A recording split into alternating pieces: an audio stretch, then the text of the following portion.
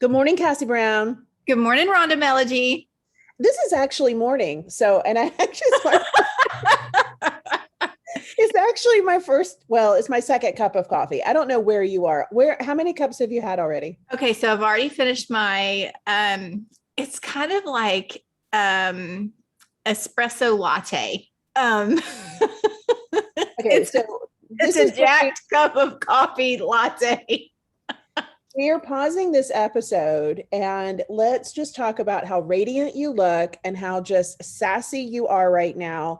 And let's just bring everybody up to speed because you've hit a huge milestone this week. Oh, What is yes. it? Yes, I've lost 20 pounds. Friend, you are a hot mama. I am racing. I'm wearing the watch. I've got the app. I'm trying to catch up to Cassie Brown at this point. It's so funny because, in talking about what we're going to be covering today and just like sharing these milestones, what we're going to be sharing in this episode is one of those powerful formulas that I used like to get to this spot. And it's just, when you've told yourself a story for long enough, and then it's just one day is there's this shift and a decision where it's like, I'm the only one putting myself in that box. I'm the only one creating the distractions and the limitations and making that choice. And it's almost like you just get tired of yourself, where it's like, mm-hmm. I'm not even going to put up with that anymore. So in many ways, like I mommed myself into well, that mama looking good. I mean, look at that hair. I mean, so if you're listening to the podcast, you got to hop on over to the YouTube channel and like check out how hot Cassie Brown. Oh gosh, you're gonna make me blush. You're gonna make me blush. Well, I know we've got a topic today that we're going to talk about, but I think this is one of the things that came up in a conversation that we were having with a new member yesterday. Is that, we had it a couple of times yesterday, right? It's hearing those affirmations, not, the whole, I'm going to age myself with SNL, the Stuart Smalley, is it Smiley or Smalley? I can't even remember. That's what, but gosh dang it. And people like me. You are beautiful. You are smart. And gosh dang it, people love you. Yes. Yeah, but it's like, I mean, we talk 100 times a day, but hearing you say things to me, I think the compound effect of that over and over and over, you become more confident and you feel better about it and you get excited and you're happy. And it's no longer this question of, can I really do it? I'm not as good as someone else. And yeah, I do have a superpower and I'm stepping into it. So right. I think it's really important. So yeah, I want to tell you that you look like a hot mama today. Oh, I feel like a hot mama today. I think that's one of the things that, once you step into it, there is no going back. There is no unknowing. There is no like closing the door or turning off the light. And I think that is one of the most powerful things about growth is moving forward. And I had success in business and things like that and learned how to leverage fear and not let it stop me. But these, and I'm not all the way to the goal. I've got 10 more pounds to go, but these 30 pounds have been looming for a decade. And I didn't leverage the power that I had. It's almost like I compartmentalized my mindset, where it's like in business, I know whether I try and I fail, I'm going to learn something. So I'm going to do it anyway. But when it came to weight loss, I was like, I am so scared to even put that out into the universe because I don't believe it's possible. Right. And that is such a dangerous place to be. And it was just in that microsecond of belief where it was like, Cassie Brown, you can accomplish anything you put your mind to. So why are you not applying that same mindset in this lane of your life? And after that, it was that tough love moment, that internal dialogue. It was like, yeah, why not? Why not try and fail? And worst case scenario, make better, healthy choices and fuel my body differently, even if the weight doesn't come off. So like I started giving myself the same type of outcomes to land on that I would in business. So, and now it's like, yeah, bring it on. I know how to count calories.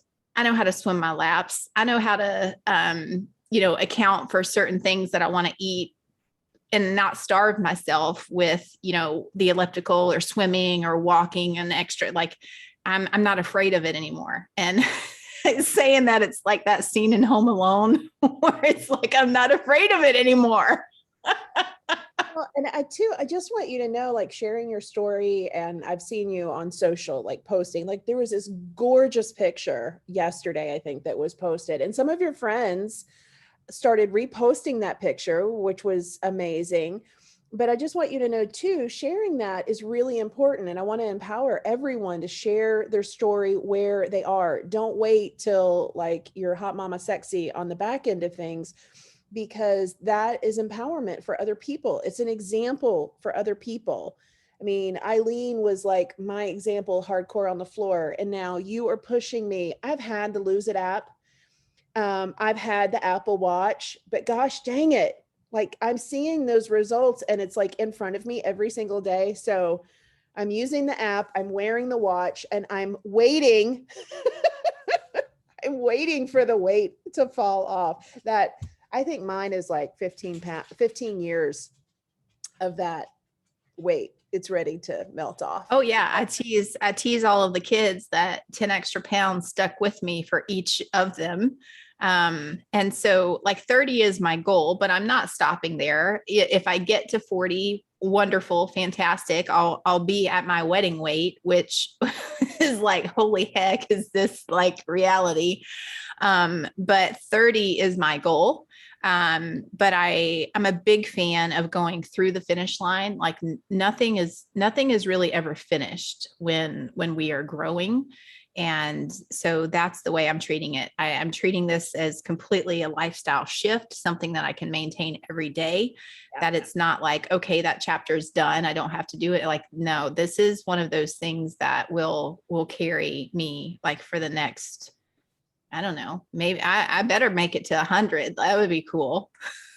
Yeah, and I think before we start, I think that's important too. I mean, this is not like, let's document Kaci and Rhonda's weight loss journey. It's not about that. It's about, I think we both were intentional with the decisions that we were making early on, but we were doing it not necessarily as a weight loss. That's a byproduct, but I think it was just a more healthier lifestyle. I know for me, it was more about, I don't want to feel like I'm 100 years old getting out of bed.